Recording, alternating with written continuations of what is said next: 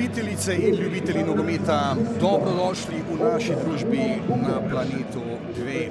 Dolgo časa smo morali čakati, da se le končno nadaljuje slovensko nogometno prvenstvo in v prvoligaški druščini se fantje vračajo po 33 dolgih dneh.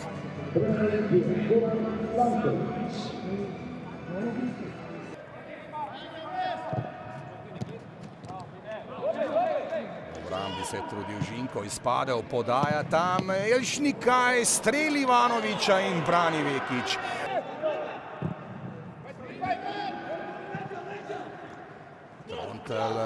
Trontelj nevarno je in bravo, vodi v Stožicah. Po popolni oblasti na igrišču in ne, tole je bil Kramarič, seveda Kramarič je prodiral, Trontelj pa seveda je znal tole kaznovati. In bravo vodi z 1-0 v Stožicah. Ja, to je tisto, kar so mnogi znali opozarjati, da bravo bo nevaren z teh hitrih akcijah.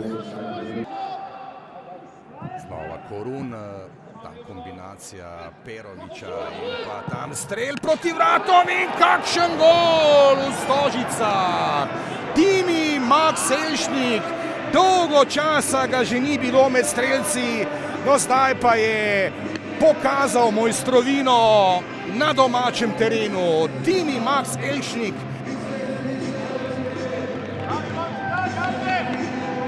Ja, tam je pobegnil Fink, znova s predložkom. Andrejašič, Vombergar in brani Vekič.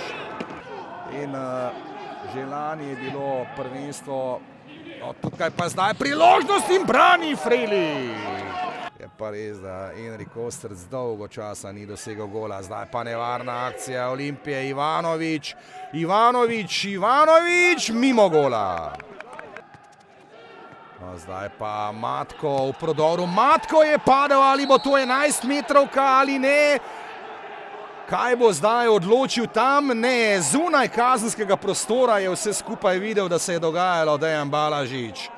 Ja, zavrelo je tam, pa zdaj bo malce kartonare, kot kaže, hitro umirja situacijo. Zdaj Andrejašič je tam moral seveda ustavljati Matka.